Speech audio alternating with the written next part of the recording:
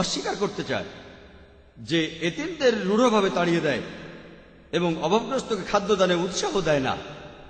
দুর্ভোগ তাদের যারা সালাত সম্পর্কে উদাসীন, যারা লোক দেখানোর জন্য সালাত আদায় করে এবং প্রতিবেশীর কোনো কাজে সাহায্য করে না। যদি প্রতিবেশীকে ভালোবাসেন, যদি প্রতিবেশীদের সাহায্য করেন, আপনি তাহলে আল্লাহ তাআলার ইবাদত করছেন। যদি ব্যবসায় সৎ থাকেন, আপনি ইবাদত করছেন। যদি কুৎসা রটানো বন্ধ করেন, পবিত্র কোরআনে সূরা হুমাজার 1 নম্বর আয়াতে উল্লেখ আছে, ওয়াইলুল লিকুল্লি হুমাজাতিল লুমাজা, দুর্ভোগ তাদের যারা সামনে ও পেছনে লোকের নিন্দা করে। যদি আপনি লোকজনের সামনে বা পেছনে নিন্দা না করেন, আপনি ইবাদত করছেন। আল্লাহ সুবহানাহু ওয়া তাআলা ইবাদত করার পাশাপাশি পবিত্র কোরআনে বলছে, তোমাদের পিতামাতাকে ভালোবাসো। পিতামাতাকে ভালোবাসা শ্রদ্ধা করা ইবাদত। পবিত্র কোরআনে সূরা ইসরার 23 ও 24 নম্বর আয়াতে উল্লেখ করা আছে, আমি আদেশ দিয়েছি আমাকে ছাড়া অন্য কারো ইবাদত করো না, আর পিতামাতার সাথে সদ্ব্যবহার করো। যদি তাদের মধ্যে একজন বা দুজনে বার্ধক্য উপনীত হয়, তাদেরকে কোনো রকম ধমক দিও না, এমনকি তাদেরকে উফ শব্দটাও বলতে পারবে না, বরং মমতার বশে নম্র ব্যবহার করো আর তাদের সাথে সদয় ব্যবহার করো। আর আল্লাহর কাছে প্রার্থনা করো তাদের দয়া করো, যেভাবে তারা আমাদের শৈশবে লালন করেছেন। কোরআন বলছে, যখন তোমার বাবা মা বৃদ্ধ হয়ে যাবেন, তুমি তাদের প্রতি উফ শব্দটা করতে পারবে না। যদি বাবা মাকে ভালোবাসেন, শ্রদ্ধা করেন, তাদের মেনে চলেন, আপনি তাহলে আল্লাহ সুবহানাহু ওয়া তাআলার ইবাদত করছেন। যদি বিয়ে করেন, আপনি ইবাদত করছেন। নবীজি বলেছেন যে লোক বিয়ে করবে না সে আমার উম্মত নয়। যদি আপনার স্ত্রীকে ভালোবাসেন, আপনি ইবাদত করছেন। পবিত্র কোরআন বলছে, সূরা নিসার 19 নম্বর আয়াতে উল্লেখ আছে, তোমার স্ত্রীর সাথে সৎভাবে জীবনযাপন করো, যদিও তুমি তাকে অপছন্দ করো। আপনি যদি স্ত্রীকে অপছন্দ করেন, তবুও পবিত্র কোরআন বলছে তার সাথে তোমরা সৎভাবে জীবনযাপন করো। যদি ব্যভিচার থেকে দূরে থাকেন, আপনি ইবাদত করছেন।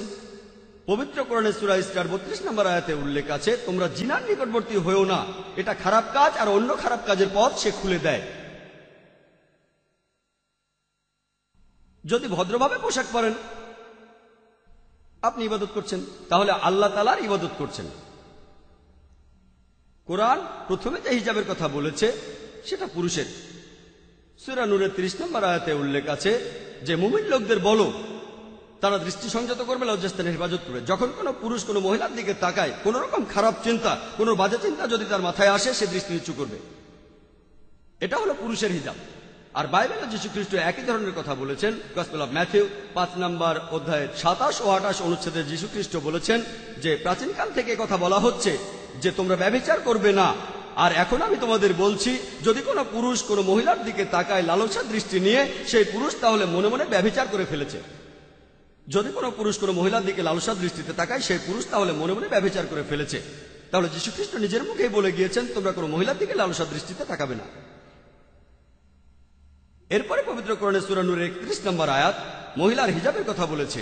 মুমিন নারীদের বলো দৃষ্টি সংযত ও লজ্জাস্থানের হেফাজত করতে, যেটা সাধারণত প্রকাশ থাকে সেটা ছাড়া আবরণ প্রকাশ না করতে। মাথার কাপড়ে গ্রীবা ও বক্ষদেশ ঢাকবে, তবে নিজের স্বামী বা বাবা বা ছেলে অথবা নিকট কিছু আত্মীয় স্বজন যাদের বিয়ে করা যাবে না, তাদের সামনে ছাড়া। আর হিজাব পালনের 6টা নিয়ম আছে। সহিহ হাদিস আর পবিত্র কোরআনে উল্লেখ আছে। প্রথমটা হলো পুরুষ আর মহিলাদের ক্ষেত্রে হিজাবের শর্ত। পুরুষের জন্য নাভি থেকে হাঁটু পর্যন্ত, আর মহিলাদের জন্য পুরো শরীরটাই ঢেকে রাখতে হবে। যে অংশটা দেখা যেতে পারে মুখমণ্ডল আর কবজি পর্যন্ত, চাইলে এগুলোও ঢেকে রাখতে পারেন।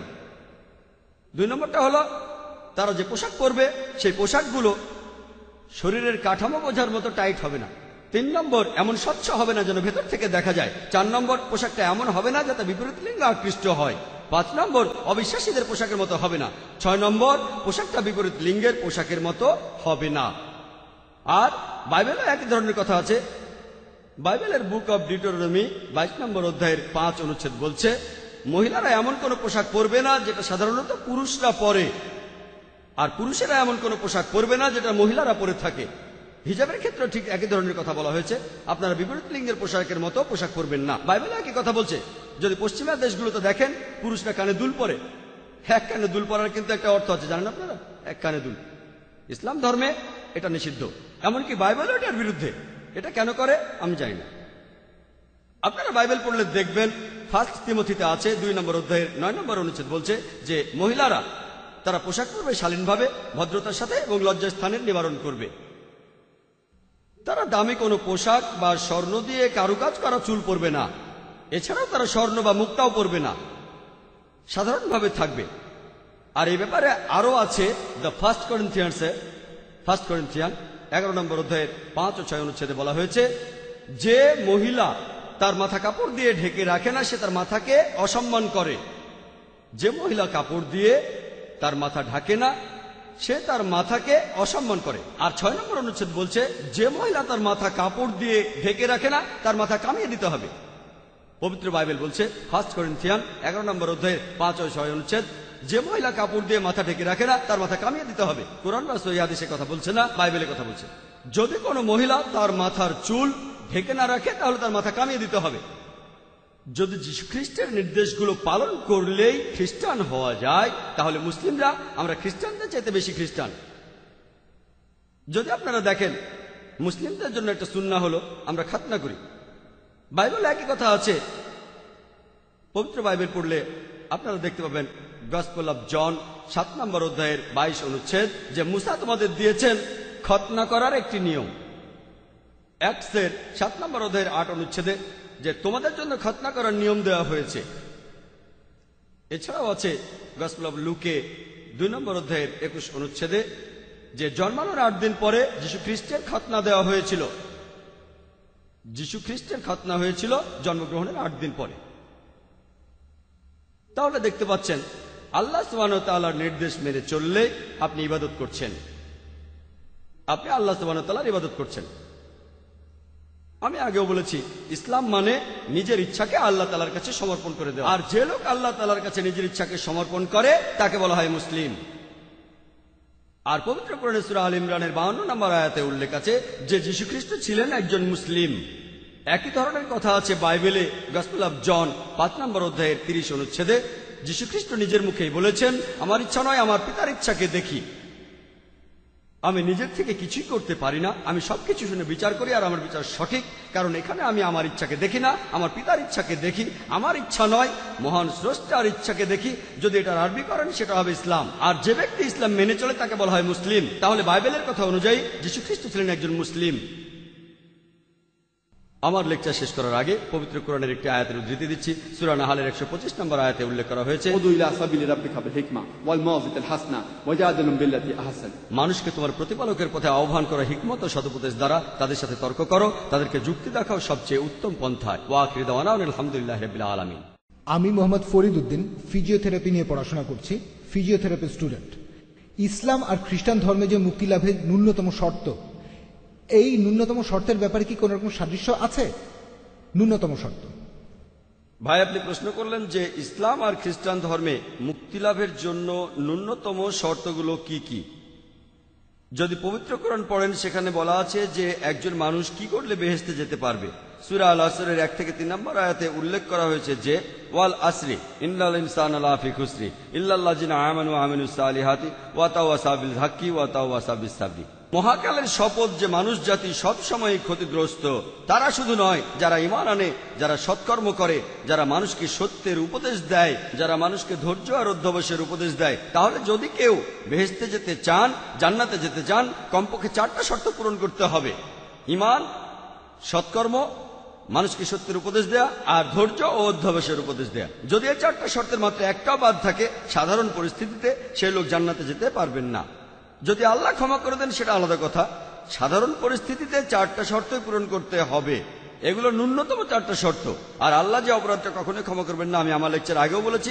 সূরা নিসার 48 নম্বর আয়াতে উল্লেখ করা আছে, আর সূরা নিসার 116 নম্বর আয়াতে উল্লেখ করা আছে, সেটা হলো শিরক।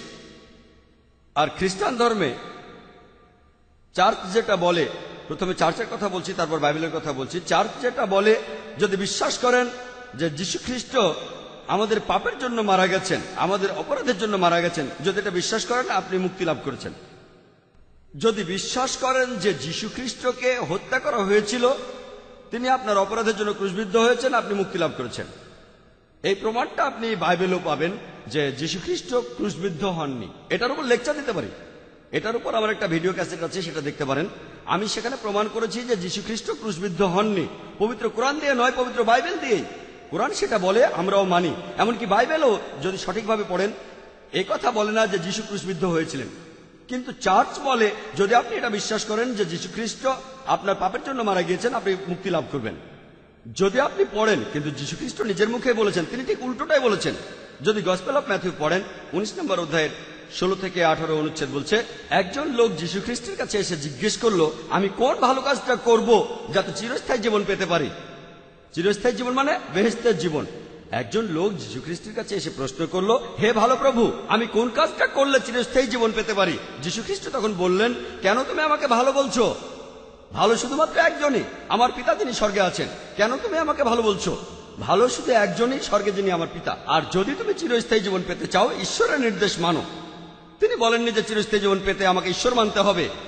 তিনি বলেননি যে চিরস্থায়ী জীবন পেতে এটা বিশ্বাস করতে হবে যে আমি তোমাদের পাপের জন্য ক্রুশবিদ্ধ হয়ে মারা গেছি। তিনি বলেছেন চিরস্থায়ী জীবন পেতে হলে ঈশ্বরের যে নির্দেশ সেগুলো মেনে চলতে হবে।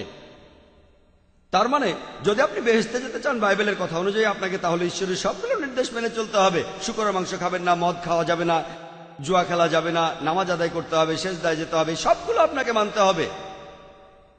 যদি বলেন যীশু খ্রিস্টের নির্দেশগুলো মানলেই খ্রিস্টান হওয়া যায়, সে কথা বলা হলে আলহামদুলিল্লাহ, যদি আমরা মুসলিম, আমরা খ্রিস্টানদের চেয়ে অনেক বেশি খ্রিস্টান। আর যীশু খ্রিস্ট ছিলেন একজন মুসলমান। আশা করি উত্তরটা পেয়েছেন। আমি ব্যাঙ্গালোর থেকে খায়রুন্নেসা সৈয়দ, একজন গৃহিণী। যিশু মানুষকে ভালোবাসার কথা বলেছেন, আর মুহাম্মদ তার অনুসারীদেরকে ধর্মের জন্য যুদ্ধ করতে বলেছেন। আর সেজন্যই আপনার কি মনে হয় না যে ধর্ম দুইটার মধ্যে অনেক পার্থক্য আছে? বোন, আপনি প্রশ্ন করলেন যে যীশু খ্রিস্ট তার অনুসারীদের বলেছেন মানুষকে ভালোবাসতে, আর মুহাম্মদ সাল্লাল্লাহু আলাইহি সাল্লাম তার অনুসারীদের বলেছেন প্রয়োজন হলে তোমরা যুদ্ধ করবে ইত্যাদি। আর দুটো ধর্মের মধ্যে পার্থক্য, বোন, যদি আপনি জানেন, এটা আছে গসপেল অফ ম্যাথিউ 5 নম্বর অধ্যায়ে বলা হয়েছে যে যীশু খ্রিস্ট নিজের মুখে বলেছেন এই আইনটা প্রাচীনকালের আইন, যে চোখের বদলে চোখ আর দাঁতের বদলে দাঁত। এটা ছিল মুসা আলাইহিস সালামের সময়ের আইন। তিনি এই আইনটা এনেছিলেন, চোখের বদলে চোখ, দাঁতের বদলে দাঁত। যদি কেউ আপনার চোখ তুলে নেয়, আপনি তার চোখ তুলে নেবেন। সুবিচারের কোনো সুযোগ ছিল না, সে সময় কোনো কোর্ট আদালত ছিল না। আপনি আমার চোখ তুললে আপনারটাও আমি তুলবো, চোখের বদলে চোখ, দাঁতের বদলে দাঁত। আপনি আমার দাঁত ফেলে দিলে আমিও আপনারটা ফেলে দেবো, ডাইরেক্ট, সবকিছুই শর্টকাট, আদালতে যাওয়ার কোনো প্রয়োজন নেই। কিন্তু যদি কোনো বাচ্চা ছেলে খেলা করতে করতে আপনার চোখে আঘাত করে, এখনকার দিনে যদি কেউ ভুল করে আপনাকে চোখে আঘাত করে, আপনি তার চোখ তুলে নেবেন না, যদি ভুল করে হয়। আর যীশু খ্রিস্ট তিনি শান্তিতে থাকুন, আরেকজন আধ্যাত্মিক নেতা, তিনি আরেকজন ঈশ্বরের প্রেরিত দূত। মানুষ তখন এই আইনটা মেনে চলতো, চোখের বদলে চোখ, দাঁতের বদলে দাঁত। যিশু এটার প্রতিকার করলেন। এটা আছে গসপেল অফ ম্যাথিউ 5 নম্বর অধ্যায়, যে এটা প্রাচীনকালের নিয়ম, চোখের বদলে চোখ, দাঁতের বদলে দাঁত। কিন্তু আমি তোমাদেরকে বলছি যে যদি কেউ তোমার গালে এক থাপ্পড় মারে, আরেকটা গাল বাড়িয়ে দিও। যদি কেউ তোমার কাছে গরম কাপড় চায়, তাকে তোমার কম্বল দিয়ে দাও। যদি কেউ তার সাথে 1 মাইল হাঁটতে বলে, তুমি 2 মাইল হাঁটো। যদি কেউ আপনার এক গালে থাপ্পড় মারে, আরেকটা বাড়িয়ে দিন। মানুষ তখন সেই আইনটাই মেনে চলতো, তারা মুসার আইন মেনে চলতো। যীশু খ্রিস্ট এর প্রতিকার চাইলেন আর নতুন আইনের কথা বললেন, যে কেউ তোমার এক গালে থাপ্পড় মারলে আরেকটা বাড়িয়ে দাও। আইনটা সে সময়ের জন্য ভালো। তবে আমি প্রশ্ন করছি, এখন কোন খ্রিস্টান কি এটা মেনে চলেন? যদি এক গালে থাপ্পড় মারেন আর লোকজন সামনে থাকলে হয়তো আরেকটা বাড়িয়ে দিতে পারে, কিন্তু যদি আপনি কোনো ফাদারের কাছে বা যাজকের কাছে যান, তারপর জোরে একটা থাপ্পড় মারেন, হয়তো মানুষের সামনে তিনি একটা থাপ্পড় খাবেন। আপনি থাপ্পড় মারতে থাকলে তিনি কখনোই গাল বাড়িয়ে দেবেন না। তবে এখন সেই সময় না যে কেউ থাপ্পড় মারবে আর আরেকটা গাল বাড়িয়ে দেবেন। যদি কেউ ভুল করে আপনাকে থাপ্পড় মারে, ক্ষমা করে দিতে পারেন। কিন্তু যদি কেউ ইচ্ছে করে থাপ্পড় মারে আর আপনি যদি গাল বাড়িয়ে দেন, প্রত্যেকদিন সকালে আপনাকে একটা থাপ্পড় সে মেরে যাবে। হয়তো একদিন বা 2 দিন ফাদার রাজি হবে, তবে প্রত্যেকদিন থাপ্পড় মারতে থাকলে তিনি আরেকটা গাল বাড়িয়ে দেবেন না, এই কাজ করবেন না। তাহলে নবীজি মুহাম্মদ সাল্লাল্লাহু আলাইহি সাল্লাম তিনি আরেকজন ঈশ্বর প্রেরিত দূত। তিনি যে আইনটা আনলেন যে তোমরা পরিস্থিতিটা বিচার করবে, পবিত্র কোরআনে সূরা নিসার 171 নম্বর আয়াতে উল্লেখ আছে, লা তাগুল ফি দীনিকুম, তোমরা দিনের ব্যাপারে বাড়াবাড়ি করিও না। ইসলাম মধ্যম পন্থা, মধ্যবর্তী পথ। যদি কেউ আপনাকে ভুল করে আঘাত করে, তাকে ক্ষমা করতে পারেন, কিন্তু কেউ যদি আপনাকে ইচ্ছে করে আঘাত করে, আপনিও তাকে আঘাত করেন। ইসলামিক আইন বলে যদি কারো উপর অত্যাচার করা হয়, সে যদি প্রতিবাদ না করে, তাহলে যার উপর অত্যাচার করা হচ্ছে সেও অপরাধী। যদি কেউ আপনার সাথে অন্যায় করে, আপনি যদি তাকে শুধরে না দেন, তাহলে আপনিও একজন অপরাধী। যার উপর অত্যাচার করা হচ্ছে তার প্রতিবাদ করা উচিত, অত্যাচারীকে একটা শিক্ষা দেওয়া উচিত। যদি সেটা না করে, তাহলে সেও অপরাধী।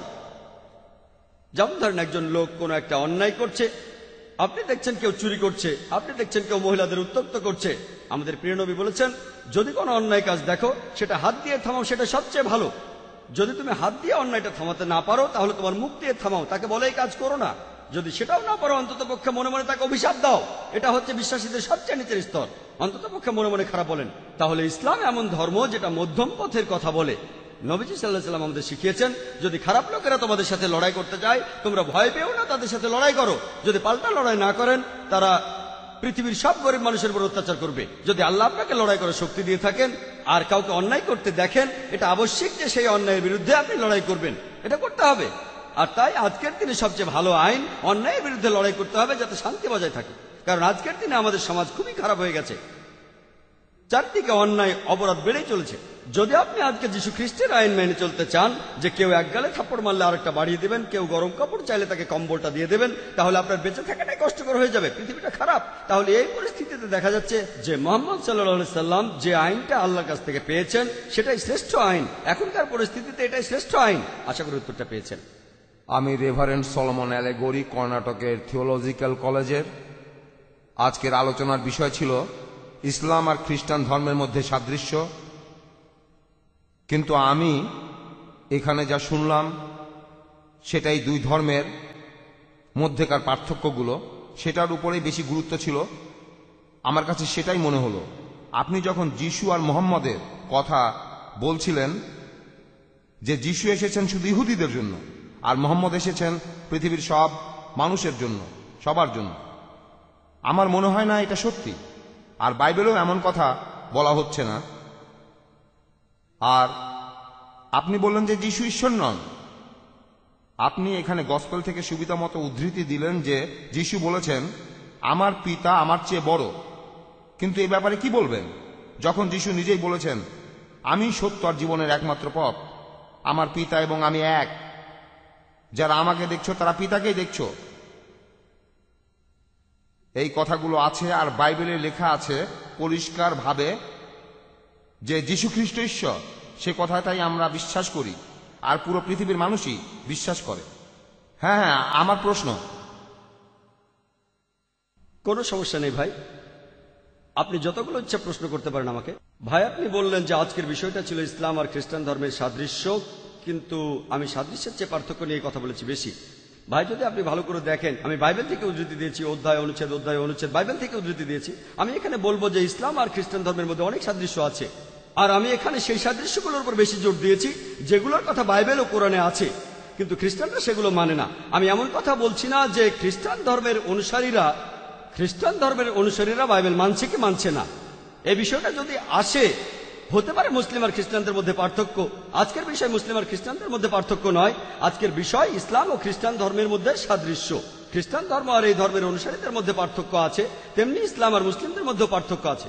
সেজন্য ভাই আপনাকে আমি মনে করিয়ে দেই, আজকের বিষয় মুসলিম আর খ্রিস্টানদের মধ্যেকার সাদৃশ্য নয়, ইসলাম ও খ্রিস্টান ধর্মের মধ্যে সাদৃশ্য। খ্রিস্টান ধর্মের ভিত্তি হলো পবিত্র বাইবেল। আমি যে সাদৃশ্যগুলো নিয়ে কথা বলেছিলাম সেটা কোরআন আর বাইবেলের। কোরআন আর বাইবেল দুই বলছে শুকর খেও না, কিন্তু খ্রিস্টানরা খায়, মুসলিমরা খায় না। কোরআন আর বাইবেল দুই গ্রন্থই বলছে তোমরা মদ খেও না, মুসলিমরা মদ খায় না, খ্রিস্টানরা খায়। কোরআন আর বাইবেল বলছে তোমরা খাতনা করো, মুসলিমরা খাতনা দেয়, আপনারা দেন না। আমি এখানে যে সাদৃশ্যের কথা বলেছি সেটা বাইবেল আর কোরআনের মধ্যে। বাইবেল আর কোরআন দেখেন, যিশু নিজেই বলেছেন তোমরা এক ঈশ্বরের উপাসনা করো, কিন্তু আপনারা ট্রিনিটিতে বিশ্বাস করেন। যিশু বলেছেন আমার উপাসনা করো না, আপনারা তার উপাসনা করেন, ইত্যাদি ইত্যাদি ইত্যাদি। যদি আপনি আমার ক্যাসেট দেখেন, বাজারে কিনতে পাওয়া যায়। আমি এমন কোনো পার্থক্যের কথা বলিনি। বাইবেলে কথা বলছে, কোরআনে তার বিরুদ্ধে না। আমি সাদৃশ্য নিয়ে কথা বলেছি, সাদৃশ্য নিয়ে। আমি সেখানে পার্থক্যের কথা বলেছি, যেখানে খ্রিস্টান মিশনারিদের আমি বলেছিলাম, তারা আমাকে বোঝাতে চাচ্ছিল যে ডিউটেরোনমির 18:18 সেটা হলো যিশু সম্পর্কে ভবিষ্যৎবাণী। সেখানে যুক্তি দিতে গিয়ে আমি মুসা আলাইহিস সালাম আর যিশু খ্রিস্টের পার্থক্যটা বলেছিলাম। আপনি বুঝতে পেরেছেন? যদি ভালো করে দেখেন, আমি যে সাদৃশ্যের কথা বলেছিলাম বাইবেল আর কোরআনের, সেগুলো খ্রিস্টান ধর্ম আর ইসলামের ভিত্তি। এবার প্রশ্নতে আসি, আপনি বললেন যে আমি একটা কথা বলেছি, আর আমি সেটা আবারও বলছি। যীশু খ্রিস্ট কোথাও পরিষ্কারভাবে বলেননি পুরো বাইবেলে, যেখানে যীশু খ্রিস্ট নিজে বলেছেন আমি ঈশ্বর বা আমার উপাসনা করো তোমরা। আপনি তিনটি উদ্ধৃতি দিয়েছেন যে যীশু বলেছেন আমি সত্য এবং জীবনের একমাত্র পথ, কোনো মানুষ আমিও পিতার মধ্যে আসবে না, যারা আমাকে দেখছো তারা পিতাকে দেখছো, এবং আমি আর আমার পিতা এক। আপনি তিনটি উদ্ধৃতি দিয়েছেন কোনো রেফারেন্স ছাড়া। আমি এই তিনটি অনুচ্ছেদের রেফারেন্স দিচ্ছি। প্রথম দুটো অনুচ্ছেদ আছে গসপেল অফ জনে 14 নম্বর অধ্যায়ের 6 ও 9 অনুচ্ছেদে। চেক করতে পারেন, বাইবেল এখানে আছে। আমার মেমোরি থেকে আমি বলছি, আমি মুখস্থ বলছি, কিন্তু বাইবেল থেকে বলছি।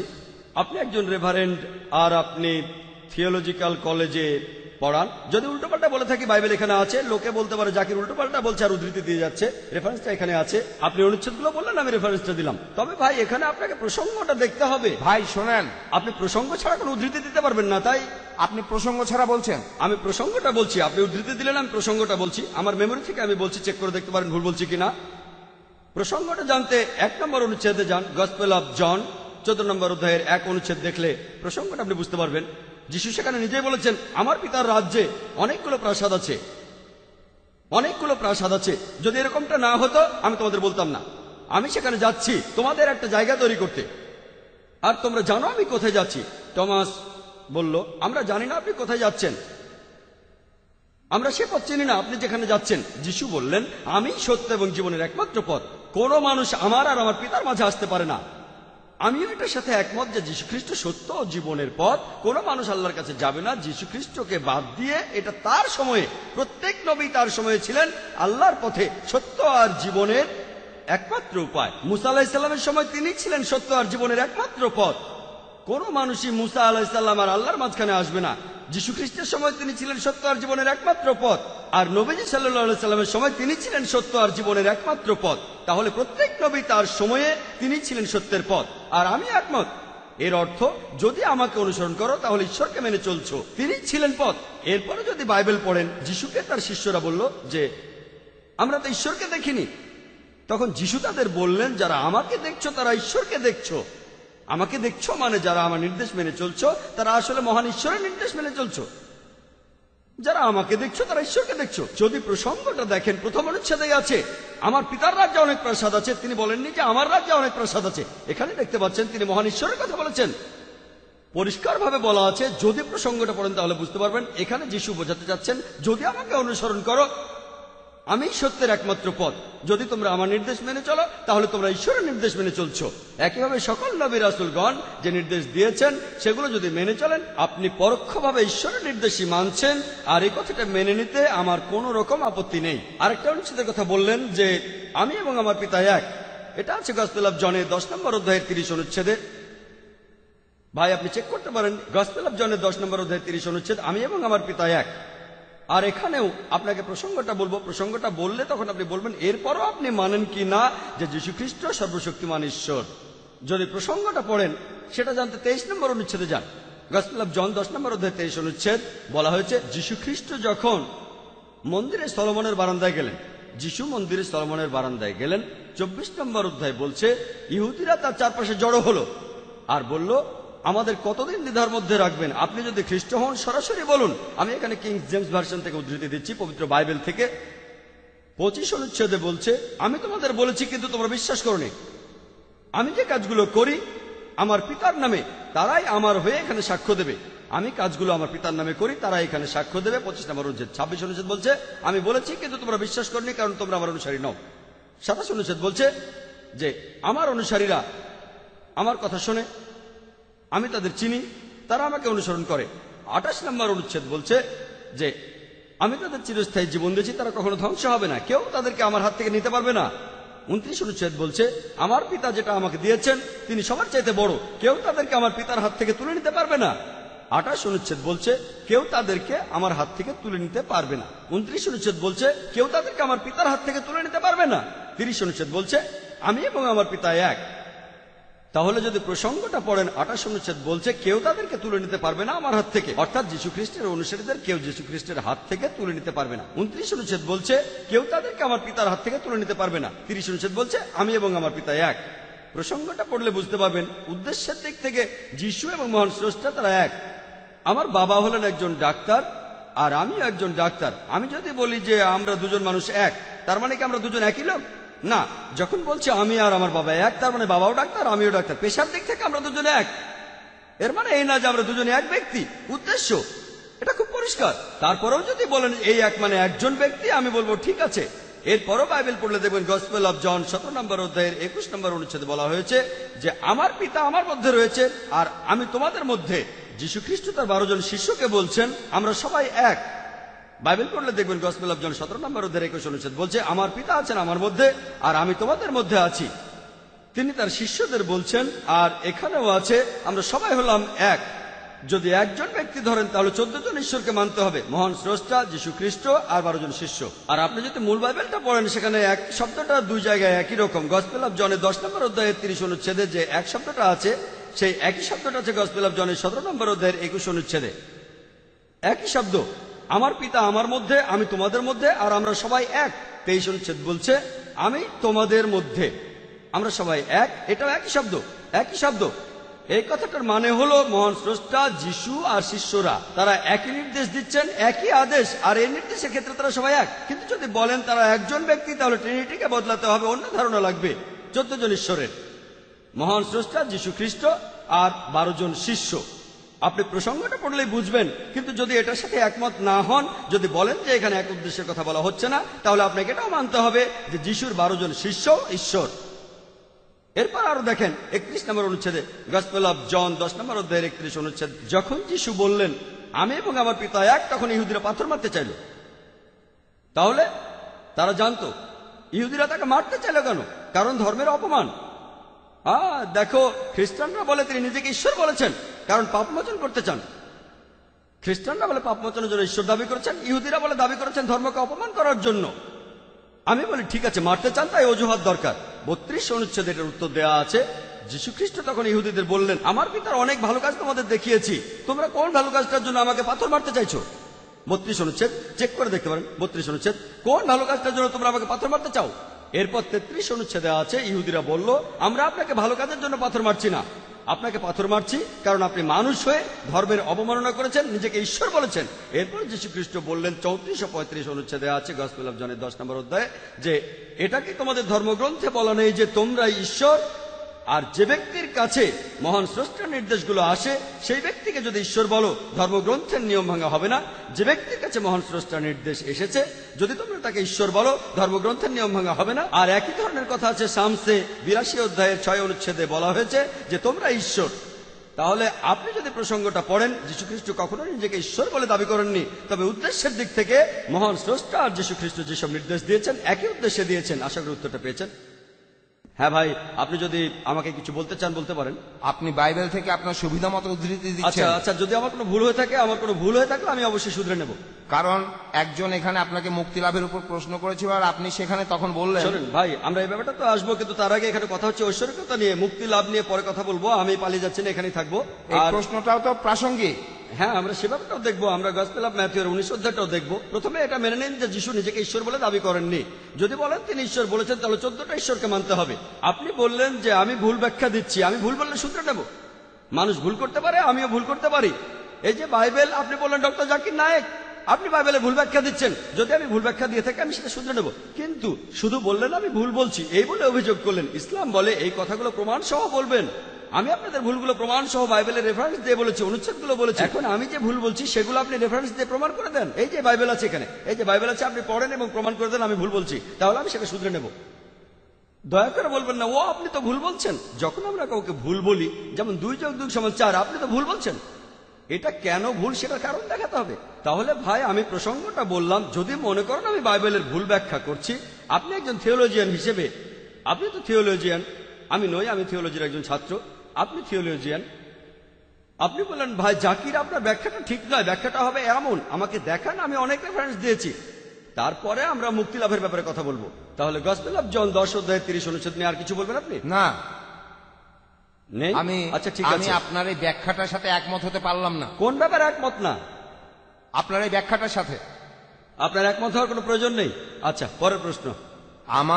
আমার পরের প্রশ্নটা হলো যে একজন লোক একবার যীশু খ্রিস্টকে চিরস্থায়ী জীবন সম্পর্কে প্রশ্ন করেছিল। যীশু বলেছিলেন ঈশ্বরের নির্দেশ মানো, তাই না? আপনি এখানে থেমে গিয়েছেন, কিন্তু এই গল্পটা সেখানেই শেষ হয়নি। আপনি চাইলে পরেরটুকুও বলুন। তখন সেই লোকটা উত্তরে বলল, আমি আমার সারা জীবন ধরেই ঈশ্বরের নির্দেশ পালন করে এসেছি, সারা জীবন। আর যীশু বললেন যে তাহলে তোমার যা কিছু আছে সেটা ছেড়ে দিয়ে আমাকে অনুসরণ করো। এই কথাটার অর্থ কি? যদি চিরস্থায়ী জীবন চাও তাহলে সবকিছু ছেড়ে আমাকে অনুসরণ করো। ভাই ঠিক বলেছেন, আমিও একমত। হ্যাঁ, এই কথাটাই বলা হয়েছে, কিন্তু আপনি সেই কথা বলেননি। এই কথার আগেই আপনি থেমে গেছেন। ঠিক আছে, আমি প্রসঙ্গটা বলছি, আর আমি এই প্রসঙ্গটাও জানি। আমি আপনাকে রেফারেন্স দিয়ে বলছি। ম্যাথিউ 19 নম্বর অধ্যায়ের 16 অনুচ্ছেদের উদ্ধৃতি দিয়েছিলাম। একজন লোক যীশু খ্রিস্টের কাছে এসে বলল, হে ভালো প্রভু, আমি কোন ভালো কাজটা করব যাতে করে চিরস্থায়ী জীবন পেতে পারি? পরের অনুচ্ছেদ 16 অনুচ্ছেদে যিশু বলছেন, কেন তুমি আমাকে ভালো বলছো? ভালো কেবলমাত্র একজনই, তিনি আমার পিতা যিনি স্বর্গে আছেন। যদি তুমি চিরস্থায়ী জীবন পেতে চাও, ঈশ্বরের নির্দেশ মেনে চলো। এটুকুই বলেছিলাম, আর এটুকুই যথেষ্ট। এমন না যে প্রসঙ্গটা জানলে অর্থ পাল্টে যাবে। অর্থ পাল্টায় না, সেটা তখন আগের মতোই থাকে। যদি অর্থটা একই রকম থাকে তাহলে প্রসঙ্গটা, তাহলে আমি সে ব্যাপারে আসছি, সেখানে আমি প্রসঙ্গটাও বলবো। 18, 19, 20 অনুচ্ছেদে বলছে, সেই লোকটা বলল আমি ঈশ্বরের নির্দেশ মানি। এখন সেই লোক হয়তো জান্নাতুল ফেরদৌসে যেতে চায়। সে তখন বলল আমি বেশি পেতে চাই, তাহলে আমাকে কি করতে হবে? আমি ঈশ্বরের নির্দেশ মানি। তখন যিশু বললেন, তোমার কাপড় বেচে দাও, তোমার সম্পদ বেচে দাও, অর্থ করে দান করে দাও। এটা বাইবেলে আছে, তোমার সবকিছু তুমি বেচে দাও। যিশু বলেছেন একটা জিনিস বাকি আছে, একটা, আর সেটা হলো তোমার সবকিছু ত্যাগ করতে হবে, গরিবদের দিয়ে দাও আর আমাকে অনুসরণ করো। আমি বাইবেল থেকে উদ্ধৃতি দিচ্ছি, এখানে বলা হচ্ছে তোমার সব সম্পদ ত্যাগ করে আমাকে অনুসরণ করো। সেই লোক ভাবলো এটা কঠিন, খুবই কঠিন। অনুসরণ করা মানে সব নবী অনুসরণ করতে বলেন। কোরআন বলছে আল্লাহ এবং তার রাসূলকে মানো। এর মানে কি এই যে মুহাম্মদ সাল্লাল্লাহু আলাইহি ওয়াসাল্লাম নিজেকে ঈশ্বর দাবি করেছেন? না, প্রত্যেক মানুষ তার নবীকে অনুসরণ করবে। তার মানে এই নয় যে তিনি নিজেকে ঈশ্বর বলেছেন। মুহাম্মদ নিজেকে অনুসরণ করতে বলেছেন, মুসা অনুসরণ করতে বলেছেন, আল্লাহ বলেছেন নবীদের অনুসরণ করো, আল্লাহ এবং তার রাসূলকে মেনে চলো। কোরআনের অনেক আয়াতেই আছে কোন নবীকে অনুসরণ করা মানেই তিনি নিজেকে ঈশ্বর দাবি করেননি। এর মানে আপনি সেই রাসূলের নির্দেশ মেনে চলবেন যেটা ঈশ্বরের কাছ থেকে এসেছে। তিনি বলেননি যে আমাকে উপাসনা করো, তিনি বলেছেন অনুসরণ করো। তিনি বলেননি বিশ্বাস করো আমি ক্রুশবিদ্ধ হয়ে মারা গেছি। তিনি অনুসরণ করতে বলেছেন, ঈশ্বরের নির্দেশ অনুসরণ করতে বলেছেন। একই, ঈশ্বরের নির্দেশ মানার নবীকে অনুসরণ করা একই কথা, কোনো পার্থক্য নেই। তাহলে প্রসঙ্গটা পড়লে জানতে পারবেন যীশু খ্রিস্ট তার নিজের মুখে বলেছেন আমি ঈশ্বরের কাছ থেকে যে নির্দেশ পেয়েছি সেটা মেনে চলো, তাহলে তোমরা বেহেশতে যেতে পারবে। তিনি কখনোই বলেননি যে আমাকে ঈশ্বর মানলে তোমরা বেহেশতে যেতে পারবে। আশা করি উত্তরটা পেয়েছেন।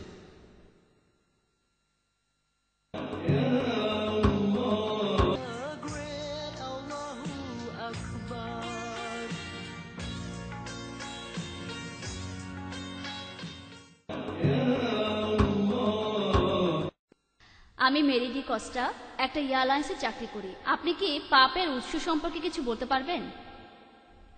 বোন, আপনি প্রশ্ন করলেন যে আমি পাপের উৎস সম্পর্কে কিছু বলতে পারবো কিনা। বোন, ইসলাম ধর্মে আমরা কোন রকম পাপের উৎসে বিশ্বাস করি না। ইসলাম ধর্ম অনুযায়ী সব শিশুই নিষ্পাপ হয়ে জন্মায়। আর কোরআন স্পষ্টভাবে বলেছে যে কোনো মানুষ কখনো অন্য মানুষের ভার বহন করতে পারবে না, একজন মানুষ আরেকজনের ভার বহন করতে পারবে না। পবিত্র কোরআনে অনেক জায়গায় এই কথা রয়েছে। এখন এই পাপের উৎস সম্পর্কে চার্চ যেটা শেখায় সেটা আপনাদের বলতে পারি। চার্চ যেটা শেখায় আর বাইবেল কি বলছে সেটাও আপনাকে বলতে পারি। আমি বিভিন্ন ধর্মের উপর একজন ছাত্র হিসেবে দুটো ধারণাই আপনাদের বলবো। চার্চ যেটা শেখায় যে ইভ অথবা বিবি হাওয়া তিনি আর আদম গন্ধম ফল খেয়েছিলেন, আর এই ঘটনাটা আপনারা পাবেন বুক অব জেনেসিস 3 নম্বর অধ্যায়ে, যে তিনি আদমকে প্রলুব্ধ করেছিলেন গন্ধম ফল খাওয়ার জন্য, আর এই কারণে মানুষ জন্মায় পাপের ভেতরে। পবিত্র কোরআনে আদম আর বিবি হাওয়ার ঘটনাটার উল্লেখ আছে, তবে পবিত্র কোরআনে এমন কোনো আয়াত নেই যেটা শুধু বিবি হাওয়াকে দোষ দিয়েছে। আর পবিত্র কোরআনে সূরা আরাফের 19 থেকে 27 নম্বর আয়াতে উল্লেখ করা হয়েছে, বলা হয়েছে যে আদম আলাইহিস সালাম আর বিবি হাওয়া তাদের অনেকবার সাবধান করা হয়েছিল। বলা আছে যে তারা দুজনেই আল্লাহর আদেশ অমান্য করেছিলেন, তারা দুজনেই অনুতপ্ত হয়েছিলেন, আর তাদের দুজনকেই ক্ষমা করা হয়েছিল। দুজনেই এই অপরাধে তারা দুজনেই সমান অপরাধী। পবিত্র কোরআনে এমন একটা আয়াত নেই যেখানে দোষ দেওয়া হয়েছে শুধু ইভকে, শুধু বিবি হাওয়াকে। তবে কোরআনের একটি আয়াতে শুধু আদম আলাইহিস সালামের কথা আছে। পবিত্র কোরআনের সূরা তাহার 121 নম্বর আয়াতে উল্লেখ করা আছে আদম আলাইহিস সালাম আল্লাহ তাআলার আদেশ অমান্য করেছিলেন। তবে যদি পুরো কোরআন পড়েন আদম আর হাওয়া দুজনকে সমান দোষী বলা হচ্ছে, আর পবিত্র বাইবেলে এই দোষটা শুধুমাত্র দেয়া হচ্ছে ইভকে, বিবি হাওয়াকে। বলা হচ্ছে তিনি আদমকে নিষিদ্ধ ফল খেতে প্রলুব্ধ করেছিলেন। আর বুক অব জেনেসিস 3 নম্বর অধ্যায় 16 অনুচ্ছেদে আছে যে সৃষ্টিকর্তা বলছেন তোমরা নারী, তোমরা এখন থেকে গর্ভধারণ করবে আর প্রসব বেদনা ভোগ করবে। তাহলে বাইবেল অনুযায়ী গর্ভধারণ একটা শাস্তি, কারণ বিবি হাওয়া আল্লাহর আদেশ অমান্য করেছিলেন। এর সঙ্গে যদি কোরআনকে তুলনা করেন, পবিত্র কোরআনের সূরা নিসার 1 নম্বর আয়াতে উল্লেখ আছে যে মাতৃগর্ভকে শ্রদ্ধা করো। সূরা লুকমানের 14 নম্বর আয়াতে উল্লেখ আছে, আর সূরা আহকাফের 15 নম্বর আয়াতে উল্লেখ আছে আমি মানুষকে তার পিতামাতার প্রতি সদয় ব্যবহারের নির্দেশ দিয়েছি। তার জননী তাকে গর্ভে ধারণ করে কষ্টের সাথে, প্রসবও করে কষ্টের সাথে। গর্ভধারণ নারীকে উপরে তোলে, বাইবেলের মতো নিচে নামায় না। পাপের উৎস সম্পর্কে বলি, তারা যেটা বলে যেহেতু বিবি হাওয়া আদমকে নিষিদ্ধ ফল খেতে প্রলুব্ধ করেছিল, তাই মানুষ জাতি পাপের ভিতরে জন্মাবে। প্রত্যেক শিশুই পাপী হয়ে জন্মায়। আমি তাদের প্রশ্ন করব, বিবি হাওয়া কি গন্ধম খাওয়ার আগে আমাকে জিজ্ঞেস করেছিল? যদি বলতাম হ্যাঁ খান, তাহলে আমি দায়ী থাকতাম। আর আদম আলাইহিস সালাম কি আমাকে জিজ্ঞেস করেছিলেন তারা এই ফল খাবেন কিনা? তারা যখন আমাকে জিজ্ঞেস করে খাননি, তাহলে আমি দায়ী থাকবো কেন? এটা অযৌক্তিক। আমি কেন এর জন্য দায়ী হব? যদি তারা জিজ্ঞাসা করতেন আর আমি অনুমতি দিতাম, তাহলে বলা যেত আমি দায়ী। তাই বলছি এটার জন্য আমি দায়ী নই, কিন্তু খ্রিস্টান চার্চ শেখায় যেহেতু হাওয়া ঈশ্বরকে মানেননি, আদম হাওয়া দুজনেই মানেননি, হাওয়ার কারণে মানেননি, মানুষ জাতি তাই পাপের ভেতরে জন্মায়। আর এই কারণেই তারা যেটা বলে যে সৃষ্টিকর্তা তিনি তার নিজের পুত্রকে এই কারণেই উৎসর্গ করেছেন। তারা এখানে বলে গসপেল অফ জন 3 নম্বর অধ্যায় 16 অনুচ্ছেদে ঈশ্বর পৃথিবীকে এত ভালোবাসেন যে একমাত্র পুত্রকে উৎসর্গ করেছিলেন, যারা এটা বিশ্বাস করে তারা মারা যাবে না, চিরস্থায়ী জীবন পাবে। আর আমি এই অনুচ্ছেদটার উপরে আলাদা করে একটা লেকচার দিতে পারি। এই সন্তান শব্দটা মূল বাইবেলে ছিল না বলে ধারণা করেন 32 জন উচ্চ পদস্থ বিশেষজ্ঞ, খ্রিস্টান বিশেষজ্ঞ। তারা বলছেন এই সন্তান শব্দটা মূল গ্রন্থে ছিল না। তাহলে দেখতে পাচ্ছেন চার্চ আমাদের শেখায় যে প্রত্যেক মানুষ পাপী হয়ে জন্মায়। তারা বলে যে আত্মা পাপ করে সে মারা যাবে, আর এটা বাইবেলের উদ্ধৃতি, আমিও একমত। এটা আছে ইজিকিয়েল 18 অধ্যায়ের 20 অনুচ্ছেদে, যে আত্মা পাপ করে সে মারা যাবে। তবে এই কথাটা কিন্তু এখানে শেষ হয়ে যায়নি। আপনি বাইবেল পড়লে দেখতে পাবেন যে আত্মা পাপ করে সে মারা যাবে, এটা বাইবেল ইজিকিয়েলের 18 অধ্যায়ের 20 অনুচ্ছেদে বলা হচ্ছে। কিন্তু এরপরে আর কথা বলা আছে, যে আত্মা পাপ করে সে মারা যাবে, তবে ভালো লোকের ভালো কাজ তার সঙ্গে থাকবে, খারাপ লোকের খারাপ কাজ তার সঙ্গে থাকবে। পিতা তার পুত্রের অপরাধের ভার বহন করবেন না, আর পুত্র তার পিতার অপরাধের ভার বহন করবেন না। বাইবেল বলছে পাপ করলে আত্মা মারা যাবে, পিতা তার পুত্রের অপরাধের ভার বহন করবেন না, আর পুত্র তার পিতার অপরাধের ভার বহন করবেন না। ভালো লোকের ভালো কাজ তার সঙ্গে থাকবে, খারাপ লোকের খারাপ কাজও তার সঙ্গে থাকবে। কিন্তু কোনো খারাপ লোক যদি ঘুরে দাঁড়ায়, যদি সে ঘুরে দাঁড়ায়, তাহলে সে মারা যাবে না। পুরো অনুচ্ছেদটা এই কথাই বলছে। তাহলে বোন, এমনকি বাইবেলের কথা অনুযায়ী পাপ জন্ম থেকে আসে না। চার্চ যেটা বলে যে পাপ জন্ম থেকে আসে, সেটা বাইবেলের বিরুদ্ধে। খ্রিস্টান ধর্মের শিক্ষণীয় বিষয়গুলি কি সেটা জানতে বাইবেল পড়তে হবে। যেহেতু কিছু সংখ্যক মুসলিম পুরুষ নারীদের ছোট করে দেখে, তার মানে এই না যে ইসলাম নারীদের ছোট করে দেখে। ইসলাম নারীদের কিভাবে দেখে সেটা জানতে কোরআন আর হাদিস পড়ুন আপনি। সেজন্য বোন, আপনি বাইবেলেও দেখেন সেখানে পাপের কোনো উৎস নেই, কারণ বাইবেল পরিষ্কারভাবেই বলছে পিতা তার পুত্রের অপরাধের ভার বহন করবে না, আর পুত্র তার পিতার অপরাধের ভার বহন করবে না। অপরাধ মানে পাপ। যখন ছেলে তার বাবার অপরাধের বোঝা বইতে পারবে না, তাহলে আমরা কিভাবে পাপের মধ্যে জন্মালাম? ইসলাম অনুযায়ী প্রত্যেক শিশু জন্মায় মাসুম হয়ে, নিষ্পাপ হয়ে। সেই শিশু যেখানেই জন্মাক, খ্রিস্টান পরিবারে, হিন্দু পরিবারে বা মুসলিম পরিবারে, সেই শিশু জন্মায় মুসলিম হয়ে। আমাদের নবীজি বলেছেন প্রত্যেক শিশু দ্বীনুল ফিতর নিয়ে জন্মায়। ইসলাম ধর্ম অনুযায়ী সে নিষ্পাপ হয়ে জন্মায়। আশা করি উত্তরটা পেয়েছেন। আমার নাম সদানন্দ, আমি এখানকার থিওলজিক্যাল কলেজের প্রিন্সিপাল।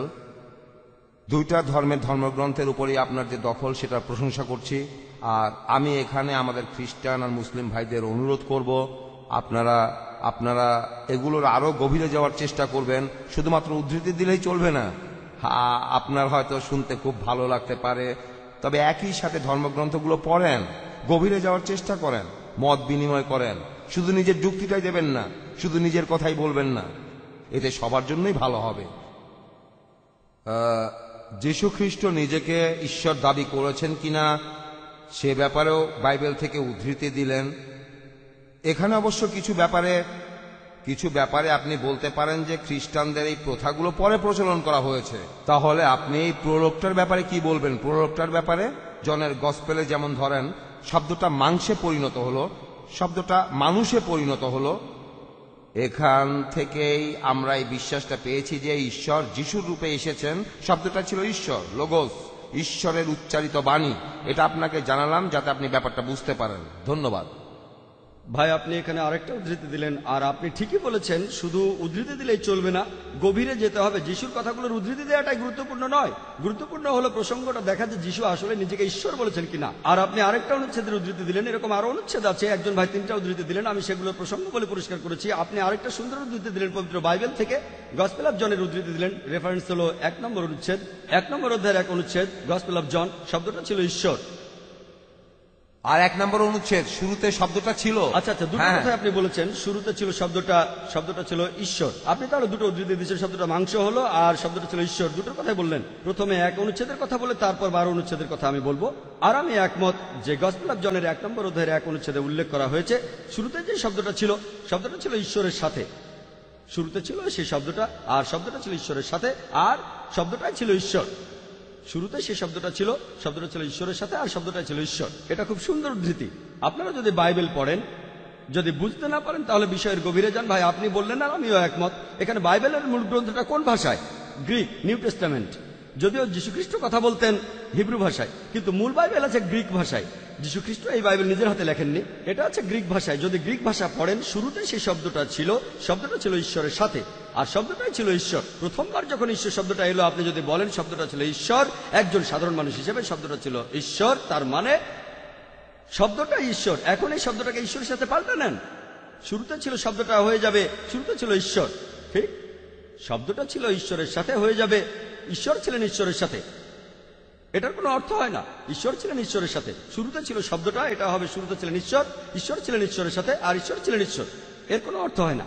যদি মেনে নেই এখানে শব্দ বলতে আসলে ঈশ্বরকে বোঝাচ্ছে, আর যদি শব্দটা বদলে দেন আর সেখানে যদি ঈশ্বর শব্দটা বসান, তাহলে সেটা দাঁড়াবে শুরুতে ছিলেন ঈশ্বর, ঈশ্বর ছিলেন ঈশ্বরের সাথে, আর ঈশ্বর ছিলেন ঈশ্বর। এর কোনো অর্থ হয় না। তাহলে কি করবেন যখন বোঝাটা খুব কঠিন? গভীরে যান। ভাই, আপনি কথা বললেন, যদি আপনি মূল গ্রিক ভাষায় পড়েন, প্রথমবার যে শব্দটা লেখা আছে, শুরুতে ছিল শব্দটা, আর শব্দটা ছিল ঈশ্বরের সাথে। শব্দটা ছিল ঈশ্বরের সাথে। এই ঈশ্বর শব্দটা হলো হোথিওস। হোথিওস অর্থাৎ দ্য গড, বড় হাতের জি, হোথিওস। দ্বিতীয়বার শব্দটাই ছিল ঈশ্বর, এটা টনথিওস। আর গ্রিক ভাষার কোন পণ্ডিতকে জিজ্ঞেস করলে জানবেন টনথিওস মানে আমাদের গড, ছোট হাতের জি, ছোট জি, অর্থ একজন মহান ব্যক্তি। প্রথমটা হোথিওস, পরেরটা টনথিওস। তাহলে যদি পড়েন, শুরুতে ছিল শব্দটা, শব্দটা ছিল মহান স্রষ্টার সাথে, বড় হাতের জি, আর শব্দটা ছিল মহান, ছোট হাতের জি। কিন্তু যদি বাইবেল দেখেন, দুই জায়গাতে বড় হাতের জি। এখানে এখানে কে ভুল করেছে? মহান স্রষ্টা করেননি, অনুবাদকরা। গ্রিক ভাষায় প্রথম শব্দটা হলো হোথিয়াস, দ্বিতীয়টা হলো টনথিয়াস। তাহলে দুই জায়গাতে বড় হাতের জি কেন? আপনারা কাকে ঠকাচ্ছেন? এই কথাটা বলার জন্য আমি দুঃখিত, কিন্তু এটাই। আপনি যদি মূল গ্রন্থটা পড়েন, প্রথম শব্দটা হোথিয়াস, পরের শব্দটা টনথিয়াস। তাহলে বলছে শুরুতে ছিল সেই শব্দটা, শব্দটা ছিল ঈশ্বরের সাথে, মহান ঈশ্বর, আর শব্দটা ছিল ঈশ্বর মানে ঈশ্বরের দূত। আমরাও মানি, কোরআন বলছে যিশু আল্লাহ তাআলার একজন প্রেরিত দূত, তিনি আল্লাহ তাআলার একজন রাসূল। প্রত্যেক দূতই মহান ঈশ্বরের কথা বলেন, আমাদের কোনো আপত্তি নেই এই ব্যাপারে। তাহলে এই কথাটা মানতে আমার কোনো আপত্তি নেই যে যীশু খ্রিস্ট ছিলেন মহান গড, ছোট হাতের জি। আর আপনারা ওল্ড টেস্টামেন্ট পড়লে দেখতে পাবেন, বলা হয়েছে মুসাকে ফারাওদের কাছে ঈশ্বর হিসেবে পাঠানো হয়েছে। ঈশ্বর মানে কি? তিনি নিজেকে ঈশ্বর বলেছেন, তাকে পাঠানো হয়েছে ঈশ্বরের একজন দূত হিসেবে। কিন্তু মূল ধর্মগ্রন্থটা আমাদের কাছে, সেটা সঠিক অনুবাদ হবে মহান ব্যক্তি।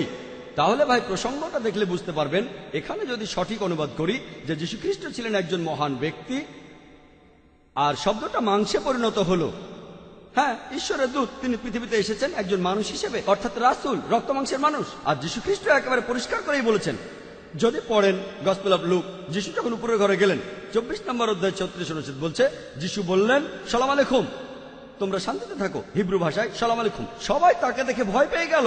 তারা ভেবেছিল যীশু খ্রিস্ট ক্রুশবিদ্ধ হয়েছেন, তারা এটা বিশ্বাস করতে পারল না। যীশু বললেন, তোমরা আমাকে ছুঁয়ে দেখো, আমার হাত আর পা ছুঁয়ে দেখো, কারণ আত্মার কোন রক্তমাংসের শরীর থাকে না যেমনটা আমার আছে, অর্থাৎ তিনি রক্তমাংসের মানুষ, আমি একমত। আমার হাত পা ধরো আর দেখো, আত্মার রক্তমাংসের শরীর থাকে না, এর অর্থ তিনি আত্মা ছিলেন না, তিনি মাংসের তৈরি, তিনি ক্রুশবিদ্ধ হননি, তিনি জীবিত ছিলেন। তারপর বললেন, এখানে কি খাওয়ার মতো কিছু আছে? তারা তাকে মধু দিল আর তিনি খেলেন। কি প্রমাণ করতে? যে তিনি ঈশ্বর নন, তিনি ক্রুশবিদ্ধ হননি, জীবিত ছিলেন। আমি আপনার সাথে একমত। যদি প্রসঙ্গ সহ পড়েন, আর কোনো বিষয়ে মতভেদ থাকলে মূল গ্রন্থটা দেখেন, আর মূল গ্রন্থ দেখলেই বুঝবেন যে সত্যটা আসলে কি। আশা করি উত্তরটা পেয়েছেন। আর এ ব্যাপারে কি বলবেন যে টমাস বলেছেন তিনি আমার প্রভু এবং আমার ঈশ্বর, আর আমরা এইসব ব্যাপার নিয়ে কথা চালিয়ে যেতে পারি। আমি হিব্রু আর গ্রিক দুই ভাষাতেই বাইবেল পড়েছি, এই দুই ভাষার বাইবেলই আমি জানি, আপনাকে জানালাম। ভাই, আপনি আরেকটা উদ্ধৃতি দিলেন, 100 উদ্ধৃতি দিতে পারেন আপনি। আমার কথা হলো, প্রথম যে উদ্ধৃতিটা দিয়েছেন সে ব্যাপারে কি আমার সঙ্গে আপনি একমত? ভাই 3টা উদ্ধৃতি দিয়েছেন, 3টারই উত্তর দিয়েছি। আপনি 2টো উদ্ধৃতি দিয়েছেন, 2টোরই উত্তর দিয়েছি। আপনি কি সন্তুষ্ট? আপনি তো গ্রিক জানেন, এটা কি মানবেন যে প্রথম শব্দটা হলো হোথিয়াস? এটা মানছেন? যদি গ্রিক ভাষা জানেন, গ্রিক ভাষায় হোথিয়াস শব্দের অর্থ কি? অনেকেই গ্রিক জানে না। হোথিয়াস মানে কি? আমি ঠিক? আচ্ছা, ঠিক আছে, অন্ততপক্ষে মানুষকে জানতে দেন যে আমি উল্টোপাল্টা কিছু বলছি না। এটা মানলে পরের অনুচ্ছেদে আমি যাব। দেখেন, বাইবেলে এমন 1000টা অনুচ্ছেদ আছে, আমরা সবগুলো নিয়ে আলোচনা করতে পারি। তবে নতুন কোনো বিষয়ে যাওয়ার আগে এটা আগে বলেন, প্রথমে যে যুক্তিটা দিয়েছি সেটা মানেন কি মানেন না? যদি বলেন আমি একমত না, হতিয়স মানে মহান ঈশ্বর না, সে ভুল বলছে, আমি গ্রিক জানি, তাহলে আমার কথাটা আমি পাল্টে ফেলবো। নতুন কোন অনুচ্ছেদে যাওয়ার আগে আমি সেটার ব্যাখ্যা আপনাকে দেবো ভাই। তবে নতুন অনুচ্ছেদে যাওয়ার আগে আপনি যেমন বললেন আসুন মত বিনিময় করি, আমরা এখানে লড়াই করতে আসিনি, আমার কথা ভুল হলে সেটা পাল্টে ফেলবো। আর পবিত্র কোরআনে উল্লেখ করা হয়েছে তালা ইলা কালিমাতিন সাওয়াইন বাইনাই বাইনাকুম, এসো সেই কথাই যাহা তোমাদের এবং আমাদের মধ্যে এক। আমার ভুল হলে আমি বদলাবো, আপনার ভুল হলে আপনি পাল্টে ফেলবেন। আমাদের ভেতরে সাদৃশ্যটা দেখতে হবে। সূরা মাইদার ৮২ নম্বর আয়াতে উল্লেখ করা আছে, মুসলিম অথবা বিশ্বাসীদের সবচেয়ে বড় শত্রু হলো তারা যারা পৌত্তলিক, মূর্তি পূজারী আর ইহুদি, কিন্তু যারা তাদের নিকটতর বন্ধু তারা খ্রিস্টান। আমরা আপনাদের ভালোবাসি, তবে যদি মতের অমিল হয় বিষয়টা নিয়ে আলোচনা করব। আপনি আরেকটা উদ্ধৃতি দিলেন, আরেকটা উদ্ধৃতি। আমি প্রথম দুটোর ব্যাখ্যা দিয়েছি। আমি একমত যে টমাস বলেছেন আমার ঈশ্বর মাই গড, আমিও তার সঙ্গে একমত, আমার ঈশ্বর, আমার প্রভু। একটা উদাহরণ দেই। একজন লোক আমার কাছে এসে বলল যে ভাই জাকি, সে বলল আপনি তো লেট, অনুষ্ঠানটা শেষ করে দিতে হবে। ও মাই গড, এখন 12টা বাজে, আমি তাকে ঈশ্বর বলে ডাকছি। আপনি এখানে প্রসঙ্গটা দেখেন, এটাই লাগবে, প্রসঙ্গটা পড়েন, কারণ দেখবেন যীশুখ্রিস্ট বলছেন আমাকে ভালো বলো না, আমাকে ভালো বলো না, তাহলে ঈশ্বর বলে ডাকার ব্যাপারটাই তো আসছে না। তাহলে যদি কেউ বলে মাই গড, আমাকে ঈশ্বর বলেনি, আমি বলবো না যে আমি ঈশ্বর। আমি যদি বলি ও মাই গড দেরি হয়ে গেছে, তার মানে এই নয় যে তাকে ঈশ্বর বলছি, সেও বুঝতে পারবে যে আমি উত্তেজিত হয়ে বলছি ও মাই গড দেরি হয়ে গেছে। এখানে আমার ঈশ্বর বলা হচ্ছে না। টমাস এখানে বলছে না যে যীশুখ্রিস্ট তিনি হলেন তার ঈশ্বর, তিনি এমনটা বলছেন না। আর আমি যেটা বলেছি, যীশুখ্রিস্ট নিজে পরিষ্কারভাবে এই কথা বলেননি, এই মন্তব্যটা করেছে টমাস। আমি আপনাদের যে চ্যালেঞ্জটা দিয়েছি এই অনুচ্ছেদটা সেরকম না। আমার চ্যালেঞ্জটা ছিল পুরো বাইবেলে এমন কোথাও পাবেন না যেখানে যিশু বলেছেন, যীশুখ্রিস্ট যেখানে নিজের মুখেই বলেছেন যে আমি ঈশ্বর অথবা আমার উপাসনা করো। ভাই যে তিনটা উদ্ধৃতির কথা বলেছেন, তিনটা যিশুর। আমি এবং আমার পিতা এক, যারা আমাকে দেখছো তারা আমার পিতাকে দেখছো, কোনো মানুষ আমার এবং আমার পিতার মাঝে আসতে পারবে না। এই কথাগুলো যিশু নিজেই বলেছেন, কিন্তু আপনার উদ্ধৃতিটা ছিল টমাসের। তারপরও ব্যাখ্যা দিয়েছি, কথাটা যিশু নিজে বলেননি, এটা একটা বিস্ময়বোধক অভিব্যক্তি। আশা করি উত্তরটা পেয়েছেন। আমি মোহাম্মদ ফরিদ উদ্দিন, ফিজিওথেরাপি নিয়ে পড়াশোনা করছি, ফিজিওথেরাপি স্টুডেন্ট। ইসলাম আর খ্রিস্টান ধর্মে যে মুক্তি লাভের ন্যূনতম শর্ত, এই ন্যূনতম শর্তের ব্যাপারে কি কোনো রকম সাদৃশ্য আছে? ন্যূনতম শর্ত। ভাই আপনি প্রশ্ন করলেন যে ইসলাম আর খ্রিস্টান ধর্মে মুক্তি লাভের জন্য ন্যূনতম শর্তগুলো কি কি। যদি পবিত্র কোরআন পড়েন সেখানে বলা আছে যে একজন মানুষ কি করলে বেহেশতে যেতে পারবে। সূরা আল আসরের 1 থেকে 3 নম্বর আয়াতে উল্লেখ করা হয়েছে যে ওয়াল আসরি ইন্নাল ইনসানা লাফি খুসরি ইল্লাল্লাযিনা আমানু ওয়া আমিলুস সালিহাতি ওয়া তাওয়াসাউ বিল হাক্কি ওয়া তাওয়াসাউ বিস সাবরি। মহাকালের শপথ যে মানুষ জাতি সব সময় ক্ষতিগ্রস্ত, তারা শুধু নয় যারা ঈমান আনে, যারা সৎকর্ম করে, যারা মানুষকে সত্যের উপদেশ দেয়, যারা মানুষকে ধৈর্য আর অধ্যবসায়ের উপদেশ দেয়। তাহলে যদি কেউ বেহেশতে যেতে চান, জান্নাতে যেতে চান, কমপক্ষে 4টা শর্ত পূরণ করতে হবে: ঈমান, সৎকর্ম, মানুষকে সত্যের উপদেশ দেয়া আর ধৈর্য ও অধ্যবসায়ের উপদেশ দেয়া। যদি এই 4টা শর্তের মাত্র একটাও বাদ থাকে, সাধারণ পরিস্থিতিতে সেই লোক জান্নাতে যেতে পারবেন না। যদি আল্লাহ ক্ষমা করে দেন সেটা আলাদা কথা। সাধারণ পরিস্থিতিতে 4টা শর্তই পূরণ করতে হবে। এগুলো ন্যূনতম 4টা শর্ত। আর আল্লাহ যে অপরাধটা কখনোই ক্ষমা করবেন না, আমি আমার লেকচার আগেও বলেছি। সূরা নিসার 48 নম্বর আয়াতে উল্লেখ করা আছে, আর সূরা নিসার 116 নম্বর আয়াতে উল্লেখ করা আছে, সেটা হলো শিরক। আর খ্রিস্টান ধর্মে চার্চ যেটা বলে, প্রথমে চার্চের কথা বলছি তারপর বাইবেলের কথা বলছি। চার্চ যেটা বলে, যদি বিশ্বাস করেন যে যীশুখ্রিস্ট আমাদের পাপের জন্য মারা গেছেন, আমাদের অপরাধের জন্য মারা গেছেন, যদি এটা বিশ্বাস করেন আপনি মুক্তি লাভ করেছেন। যদি বিশ্বাস করেন যে যীশুখ্রিস্টকে হত্যা করা হয়েছিল, তিনি আপনার অপরাধের জন্য ক্রুশবিদ্ধ হয়েছেন, আপনি মুক্তি লাভ করেছেন। এই প্রমাণটা আপনি বাইবেলেও পাবেন যে যীশুখ্রিস্ট ক্রুশবিদ্ধ হননি। এটার উপর লেকচার দিতে পারি, এটার উপর আমার একটা ভিডিও ক্যাসেট আছে, সেটা দেখতে পারেন। আমি সেখানে প্রমাণ করেছি যে যীশুখ্রিস্ট ক্রুশবিদ্ধ হননি, পবিত্র কোরআন দিয়ে নয়, পবিত্র বাইবেল দিয়েই। কোরআন সেটা বলে, আমরাও মানি। এমনকি বাইবেলও যদি সঠিকভাবে পড়েন এই কথা বলে না যে যীশু ক্রুশবিদ্ধ হয়েছিলেন। কিন্তু চার্চ বলে যদি আপনি এটা বিশ্বাস করেন যে যীশুখ্রিস্ট আপনার পাপের জন্য মারা গিয়েছেন, আপনি মুক্তি লাভ করবেন। যদি আপনি পড়েন, কিন্তু যীশুখ্রিস্ট নিজের মুখে বলেছেন, তিনি ঠিক উল্টোটাই বলেছেন। যদি গসপেল অফ ম্যাথিউ পড়েন 19 নম্বর অধ্যায়ের 16 থেকে 18 অনুচ্ছেদ বলছে, একজন লোক যীশুখ্রিস্টের কাছে এসে জিজ্ঞেস করলো, আমি কোন ভালো কাজটা করব যাতে চিরস্থায়ী জীবন পেতে পারি। চিরস্থায়ী জীবন মানে বেহেশতের জীবন। একজন লোক যীশুখ্রিস্টের কাছে এসে প্রশ্ন করলো, হে ভালো প্রভু, আমি কোন কাজটা করলে চিরস্থায়ী জীবন পেতে পারি? যীশুখ্রিস্ট তখন বললেন, কেন তুমি আমাকে ভালো বলছো? ভালো শুধুমাত্র একজনই, আমার পিতা যিনি স্বর্গে আছেন। কেন তুমি আমাকে ভালো বলছো? ভালো শুধু একজনই, স্বর্গে যিনি আমার পিতা। আর যদি তুমি চিরস্থায়ী জীবন পেতে চাও, ঈশ্বরের নির্দেশ মানো। তিনি বলেননি যে চিরস্থায়ী জীবন পেতে আমাকে ঈশ্বর মানতে হবে। তিনি বলেননি যে চিরস্থায়ী জীবন পেতে এটা বিশ্বাস করতে হবে যে আমি তোমাদের পাপের জন্য ক্রুশবিদ্ধ হয়ে মারা গেছি। তিনি বলেছেন চিরস্থায়ী জীবন পেতে হলে ঈশ্বরের যে নির্দেশ সেগুলো মেনে চলতে হবে। তার মানে যদি আপনি বেহেশতে যেতে চান বাইবেলের কথা অনুযায়ী আপনাকে তাহলে ঈশ্বরের সবগুলো নির্দেশ মেনে চলতে হবে। শুকরের মাংস খাবেন না, মদ খাওয়া যাবে না, জুয়া খেলা যাবে না, নামাজ আদায় করতে হবে, সেজদায় যেতে হবে, সবগুলো আপনাকে মানতে হবে। যদি বলেন যীশু খ্রিস্টের নির্দেশগুলো মানলেই খ্রিস্টান হওয়া যায়, সে কথা বলা হলে আলহামদুলিল্লাহ, যদি আমরা মুসলিম, আমরা খ্রিস্টানদের চেয়ে অনেক বেশি খ্রিস্টান। আর যীশু খ্রিস্ট ছিলেন একজন মুসলমান। আশা করি উত্তরটা পেয়েছেন। উপস্থিত দর্শক এবং শ্রোতামণ্ডলী, আমাদের অনুষ্ঠান প্রায় শেষের পথে। এবারের প্রশ্নটাই হবে শেষ প্রশ্ন, তারপরে আমরা আমাদের অনুষ্ঠান শেষ করব। হ্যাঁ, আপনার প্রশ্নটা করেন। আমার নাম সোনিয়া, আমি একজন ভার্সিটির স্টুডেন্ট। আপনি বললেন যে যিশু শুধু ইসরায়েলিদের জন্য এসেছেন আর মুহাম্মদ পুরো মানব জাতির জন্য। আমরা খ্রিস্টান আর মুসলিমরা বিশ্বাস করি যে যিশু আরেকবার আসবেন। সেটা হলে এটা কিভাবে বলবেন যে মুহাম্মদ হলেন শেষ নবী? বোন, আপনি প্রশ্ন করলেন যে যীশু খ্রিস্ট সে সময় এসেছিলেন শুধু ইসরায়েলবাসীদের জন্য আর মোহাম্মদ সাল্লাল্লাহু আলাইহি সাল্লাম পুরো মানব জাতির জন্য। তাহলে যিশু আবার আসবেন কিভাবে? যদি তিনি আবার আসেন মোহাম্মদ সাল্লাল্লাহু আলাইহি সাল্লাম তাহলে শেষ নবী নন। আর আমিও একমত বোন যে যীশু খ্রিস্ট এই পৃথিবীতে আবার আসবেন। এ ব্যাপারে সব মিলিয়ে 70টি হাদিস আছে বোন, 70টি জায়গায় সহিহ হাদিস বলছে যে যীশু খ্রিস্ট পৃথিবীতে আবার আসবেন। আর বাইবেলেও এটার উল্লেখ আছে যে যীশু খ্রিস্ট দ্বিতীয়বারের মতো এই পৃথিবীতে ফিরে আসবেন।